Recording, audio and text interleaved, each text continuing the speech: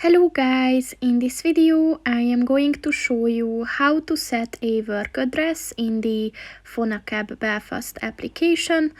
But first I just want to mention, don't forget to subscribe to my channel, because at 10,000 subscribers I am going to show you my whole YouTube revenue statistics and growth strategy, as well as how to make money online. Let's jump into it. First of all, open the application on your phone.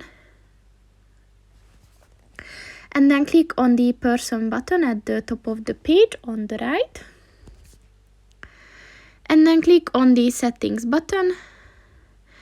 And at the favorite places section, click on the add work button.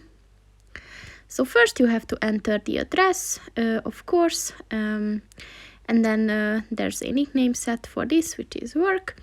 And then you can also leave notes for the driver to further specify where you are. And once you're done with everything, just click on the Save Changes button at the bottom of the page. And that's pretty much it for this video, guys. See you in the next one. Goodbye.